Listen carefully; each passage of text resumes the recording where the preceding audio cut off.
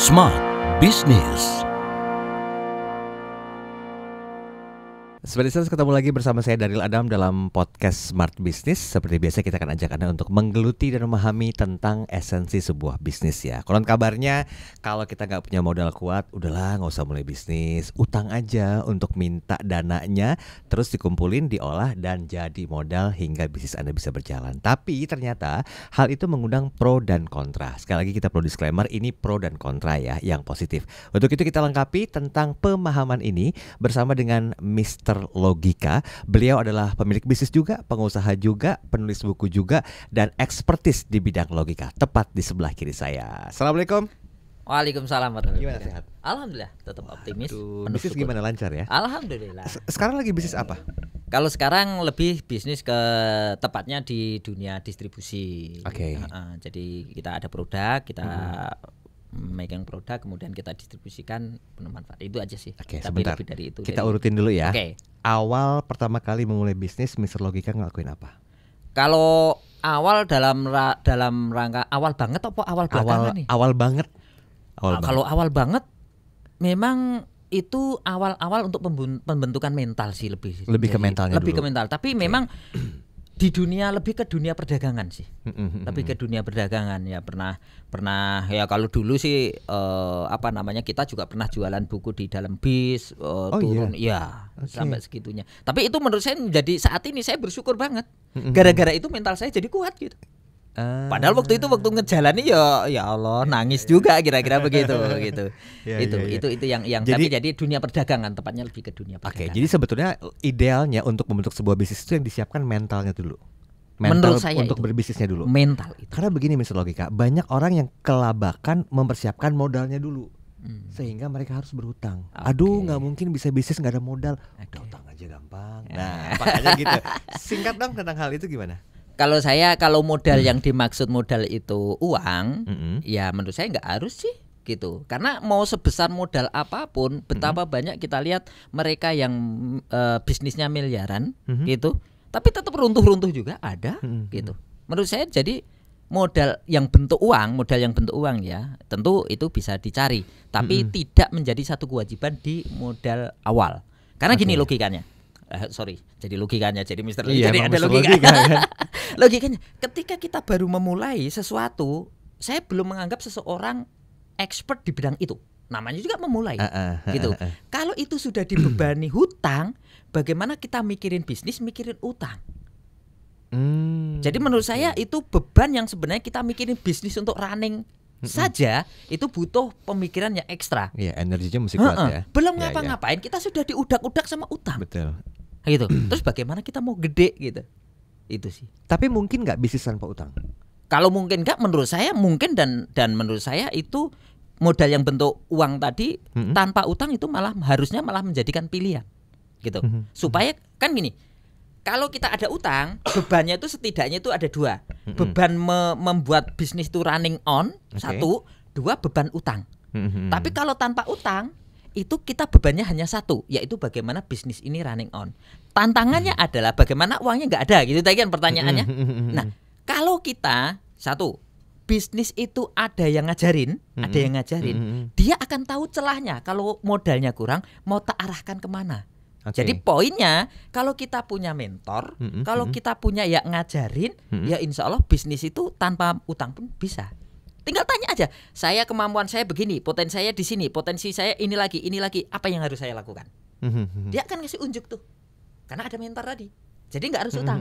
Karena apa? Dia tahu kalau utang itu udah belum ngapa-ngapain, belum ekspor, belum tentu kan namanya usaha, bisa berhasil, bisa enggak. Tapi utang wajib dikembalikan. Nah, beban inilah yang sebenarnya membuat kita menjalankan bisnis jadi nggak maksimal. Bentar, saya petik ya statementnya Mr. Logika ya. Utang itu kan sesuatu hal yang harus ditanggungjawabkan. Yes. Setidaknya ada stigma yang mengatakan begini loh. Kalau kita berani ngutang, otomatis kita berani untuk bertanggung jawab atas hal baru. Mencicil utang itu. Oke, tahan dulu sampai situ. Di satu sisi, utang itu digunakan sebagai modal untuk jalankan bisnis. Bisnisnya berkembang, setidaknya tanggung jawab untuk menjalankan hutang ini, membayar hutang ini akan semakin lancar. Nah, gimana dengan stigma pemahaman itu? Boleh-boleh saja, tapi menurut saya, kalau saya pribadi jujur boleh saja, tapi saya tidak pernah pakai ini. Karena satu, logikanya orang bisnis, memang kita pengen bisnis saat ini jalan, saat ini berkembang, saat ini running on. Ya. Tapi ada bisnis yang berkembangnya itu baru muncul 1 tahun kemudian, 2 tahun kemudian. Sementara namanya pinjaman ini tadi, ya syukur alhamdulillah bisa 1 tahun atau 2 tahun kemudian. Tapi menurut saya, kalau saya pribadi jujur gini, bisnis ini kenapa kok saya memilih tanpa hutang gitu. Dan kebetulan itu yang saya jalanin. Ada faktor X lain yang jujur ini hanya kepercayaan pribadi ya, bahwa hutang itu menjadi membuat kita bergeraknya nggak maksimal. Contoh nih, kalau misalkan kita hutang tanpa peduli hutang itu dari mana misalkan, ya kalau saya sebagai orang Islam ini mempengaruhi keberkahan dari bisnis itu sendiri. Itu yang mungkin ini yang termasuk yang pro dan kontra tadi, gitu. Tapi kalau pemahaman saya, bisnis kalau kita mulai dari hutang maka bebannya ada 2. Apalagi kalau misalkan utangnya ini kita nggak peduli di riba atau enggak. Jujur mohon maaf ini saya sampaikan, tapi ini pemahaman saya. Kalau hutang ini masih ada ribanya, mohon maaf, bisnis kita jangan-jangan keberkahannya juga kurang. Kalau keberkahannya kurang, itu ya kadang-kadang kita mau dapat omset berapa aja, perasaan kita masih pusing untuk ini, pusing untuk ini. Itu bagian faktor yang secara logika saya pakai logika agama, bukan logika nalar, kan gitu. Jadi kalau nggak mungkin lah ini masuk logika, masuk saja. Contoh apa? Agama mengatakan nggak? Mengatakan kalau agama itu menjadi keyakinan, kita pakai logika agama. Nggak perlu kita tahu itu bekerjanya bagaimana. Ada yakinin maka itu kejadian.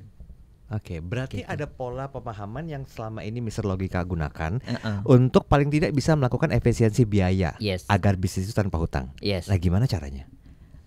Yang jelas saya menghindari sesuatu yang berkebutuhan besar. Kalau memang kita modalnya terbatas, gini, kalau modal besar kita mungkin tenaga agak sedikit hemat. Itu logikanya. Kalau modalnya kecil, berarti kita siap dengan tenaga yang lebih. Gitu. Itu imbangannya. Jadi kalau kita memang tanpa hutang, berarti keterbatasan keuangan kita, berarti kita jangan takut capek, jangan takut mengerjakan itu sendiri, jangan takut istilahnya ya kita mondar-mandir sendiri. Nggak apa-apa kok itu dilakukan. Bahkan di dalam proses itu, ini menjadi pondasi berikutnya bahwa bisnis ini kita dari hulu sampai hilir tahu. Apakah kita akan kerjakan sendiri terus? Enggak. Sambil berkembangnya bisnis, tentu kita akan ada rekrut karyawan. Tapi karyawan di sisi manapun akhirnya kita tahu. Karena kita menjalani ini dari awal, dari zero banget. Gitu. Nah, kadang-kadang kalau kita bisnisnya besar, tiba-tiba kita jadi bos, di unsur teknis ini kadang-kadang kita nggak paham. Mohon maaf, kita boleh percaya pada orang, tapi namanya sebuah sistem harus dibentuk. Supaya mohon maaf bahasa kasarannya ya kita biar nggak ditipu lah sama karyawan, bahasanya gitu. Kan banyak orang yang oh iya karyawan saya gini, karena menurut saya kurang memahami teknis detailnya. Jadi intuisi nggak main tuh. Gitu. Sebagai pemilik bisnis dengan skenario yang disampaikan oleh Mr. Logika tadi barusan nih, lebih baik bagaimana? Apakah si pemilik bisnis harusnya in the business atau on the business sudah cukup? Menurut saya in the business itu jauh mengasah semua lini. Karena variabel sukses itu kan nggak hanya satu. Sukses itu ya modalnya ada, ya ilmunya ada, ya tenaganya, ya hati kita di situ, fokus kita di situ. Serahkan semuanya ke situ ya. Difokuskan di situ. Baik. Yang benar-benar inline di situ. Tadi di awal kita udah disclaimer ya, bukan berarti kita nggak setuju kalau bisnis itu dimulai dengan sebuah hutang permodalan, biarin aja, terserah aja.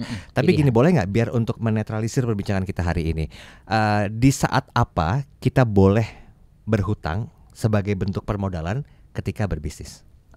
Kalau pertanyaannya kapan, menurut saya memang kita ada lagi dasarnya adalah hutang itu harus dikembalikan. Itu dulu. Nah, kalau itu untuk bisnis itu ada 2 kemungkinan, berhasil dan belum. Berarti kalau misalkan bisnis sudah kita jalan, kita ingin ekspansi, misalkan berarti sebenarnya modal keilmuan sudah ada, mungkin itulah waktunya mungkin kita bisa mengambil hutang. Karena apa? Ini sudah terbukti dulu, sudah running. Running 1 berarti kita bisa yang kedua. Gitu. Walaupun jujur saya tetap tidak menyarankan untuk utang. Mending ini dikembangkan, duitnya banyak. Kalau sudah banyak baru buka cabang, misal kayak gitu. Gitu. Walaupun kalau yang saya lakukan. Tapi kalau pertanyaannya kapan kita bisa berhutang? Menurut saya secara keilmuan terbukti sudah bertumbuh. Secara finansial memang ada spare, atau secara aset kita anggaplah logika bisnis kita benar-benar runtuh, tapi kita ada aset untuk kembalian itu. Oke. Gitu. Karena walau bagaimana sampai mati pun kalau prinsip saya hutang harus dikembalikan. Enggak ada ceritanya kita hutang kemudian ngelonos gitu. Apa tuh? Blonos itu menghilangkan diri. Kita punya utang tapi kita iya. menghilangkan diri. Blonos. Logika saya nggak nyampe tentang bonus ya. Oke, baik. 1 menit sebelum kita akhiri perbincangan kita hari ini, apa tips dan pesan yang mau disampaikan bagi para pebisnis yang baru memulai tapi udah terlebih dahulu memulai modalnya dengan hutang? Oke, kalau untuk tips dalam memulai perlu nyali, perlu keberanian, tapi juga jangan begitu saja. Jadi carilah bisnis yang kira-kira satu modalnya terjangkau, profitnya lumayan, dan ada yang ngajarin, ada mentoringnya. Gitu. Bagi yang sudah mulai dan terlanjur itu dari hutang, pastikan kita tidak menghilang dari yang punya hutang. Betul. Satu, yang kedua, bahasa saya baik-baikin yang punya hutang. Agar jaga bisa hutang hubungan lagi. baik. Enggak juga sih. Minimal vibrasinya dia tidak ngedumel dengan kita.